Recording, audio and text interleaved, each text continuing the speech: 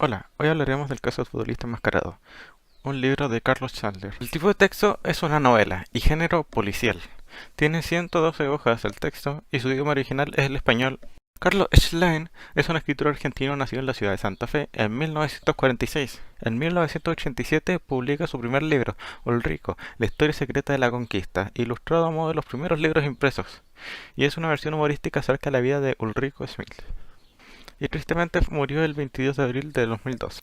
Los 5 datos son: en 1970 se mudó a Buenos Aires, además de escribir, dibuja y ha ilustrado todas sus obras. En 1994 publica El caso del cantante de rock, su primera historia policial para jóvenes. Y él tiene dos novelas más de humor histórico llamadas: la primera, que se llama Ulrico, la historia secreta de la conquista, y Olri, la viva imagen del rey de la Patagonia. El caso del futbolista enmascarado empieza con el robo de una mansión. Esta es de Oliveira, Luis Oliveira, el empresario más poderoso del país. Su mansión amaneció con un cajón abierto en su escritorio. Lo único que se sabía es que el mayordomo había ingresado al estudio muy temprano para ocuparse de la limpieza y se encontró con el hecho. Este hecho lo estaba viendo Nicolás, un abogado en el bar de su amigo Pepe, una persona formal y que rara vez bromeaba. Pasó un rato, después de que las notas repitieran en reiteradas ocasiones lo que todos sabían, apareció el comisario Galarza, quien no tenía una muy buena relación con Nicolás, ya de respeto pero con antipatía. Se acercó a los periodistas a dar declaraciones de todo lo ocurrido y comunicaba que se había encontrado sospechoso y se procedió al arresto. Una vez las declaraciones y con la instancia de los periodistas, dijo quién era el sospechoso: Daniel Alfredo Taviani. El nombre de esta persona generó un silencio gigante, porque todos quedaron sorprendidos, ya que él era la más reciente y firme promesa del fútbol nacional. Para Nicolás todo era muy sospechoso porque a pocas horas de que el mayordomo descubriera lo que ocurrió en la mansión de Oliveira, la policía ya había apresado a un sospechoso por un cajón abierto. Cuando Nicolás fue a entretenerse a su habitación con unas recientes compras de videojuegos, llega Pepe a tocar la puerta de su habitación, que no era muy habitual que fuera a visitarlo, aunque quedara muy cerca de donde se encuentra su bar. Como era algo de total importancia, le presentó a Pilar, una mujer que rondaba los 70 años, de rasgos duros y mirada de acero. Según Nicolás, era la persona que uno no desea tener una discusión. Ella le dijo que quería sacar a alguien de la cárcel. Ese alguien era el futbolista Daniel Taviani.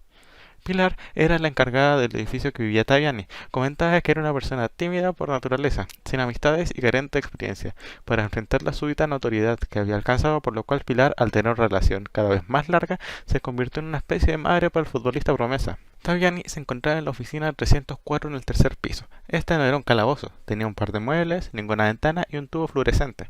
Una vez se reencontraron y después de un saludo en silencio, le preguntó Nicolás el por qué lo habían detenido. Este respondió que no sabía. Después de las preguntas que hizo Taviani, el joven promesa había estado en la casa del empresario, pero no en el estudio del robo. Después de otras preguntas, lo llamó el comisario Galarza. Le mostró unos videos que podrían culpar a Taviani. En el video se veía a Taviani con un impermeable celeste, por lo cual cada vez se hacía más difícil el caso. Además que el futbolista no aportaba mucho con Nicolás. Nicolás, al tener tanta duda del caso, fue a la mansión más conocida hasta su momento por todos los sucesos ocurridos. Iba a encontrarse con la señora de Olivera. A pesar que no recibía a nadie para dar declaraciones, recibió al abogado. Ella se llamaba Soledad, rondaba los 25 años y le aclaró que no sabía nada acerca de todo lo ocurrido en la mañana, ya que se despertó bastante tarde. También relató que nunca hizo la denuncia de Taviani. Al rato lo recomendó ir con Inés, la hija del poderoso empresario, ya que ella quizás sepa de mayor información. Al salir de la sala se encontró con una mujer joven, quien era Inés Oliveira, una persona alta y delgada. Iba vestida con un severo traje de gris y llevaba un gran pañuelo de seda violeta, anudado al cuello. Ella lo llevó al estudio donde fue el robo. Inés le ofreció un negocio. Ella recupera lo suyo y él ganaba una gran suma de dinero. Además de todo esto, ella le dijo que no hizo ninguna denuncia al futbolista promesa. Después de acabar la conversación, se encontró con el mayordomo, quien le dio bastante información diciendo que los únicos que tienen acceso a ese lugar es la señora Soledad, señora Inés y el conocido empresario, y que además en el lugar se encontraba una cámara las 24 horas de los 7 días de la semana. También el mayordomo le comentaba que el señor Oliveira y su hija tuvieron desacuerdos en un contrato. Al salir se encontró con el comisario Galarza y le comentó que su cliente no poseía ninguna denuncia, por lo cual no tenía por qué seguir detenido. Así que los videos habían sido una trampa para incriminarlo, ya que sin ninguna denuncia no podían retenerlo más.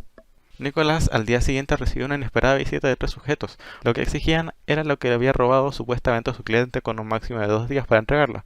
Así que esperó a que se fueran y fue a buscar a Taviani de inmediato, al lugar del entrenamiento que se encontraba en La Serena. Era la quinta de entrenamiento del club, para estar en una práctica individual, y esta fue temprano para evitar el acoso de los periodistas. Llegó y se dedicó a buscar al futbolista. Lo encontró en las duchas. Estaba preocupado con todo de que no fuera a ver una trampa. Se llevó a Taviani en su auto y se fueron a la ciudad.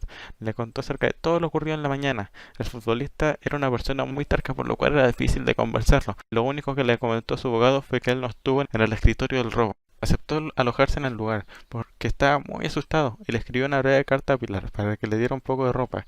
Nicolás partió donde Pilar, en el departamento, encontró una foto curiosa y Pilar le comentó que Daniel es huérfano, por lo cual el lugar de la foto fue su único hogar en la niñez. Lo único que tuvo fue una novia que terminó muy mal. Le comentó también que nunca pudo olvidarla, pero en las últimas semanas recibió llamadas de una mujer y parecía bastante entusiasmado. Mientras ocurría todo esto, en las noticias comentaban que de una fuente anónima habían llegado videos que culpaban a Taviani, los mismos que habían visto antiguamente en la oficina del comisario. Cansado de mentiras, decidió darle una última oportunidad si no renunciaba y dejaba el caso. Fue al bar y Pepe dijo que se había ido.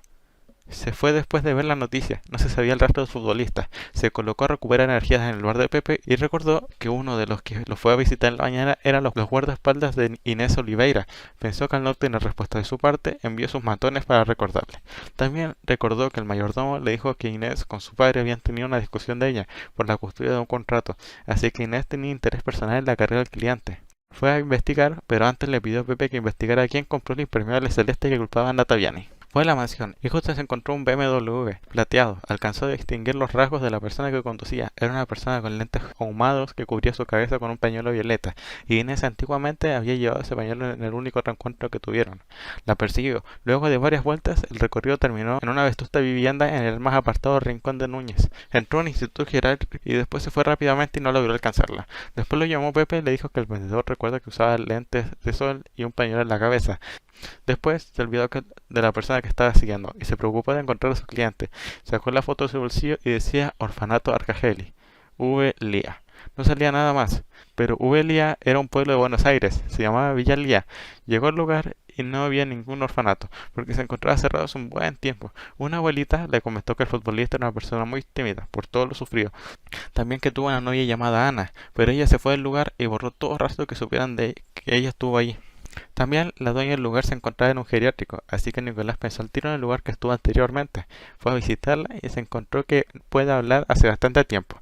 La señora, que se llamaba Azucena Arcangeli, en el lugar que se encontraba la fundadora del orfanato, vio que había un cuadro con un paisaje. Estaba con una capa de polvo, sin embargo había extraño en él.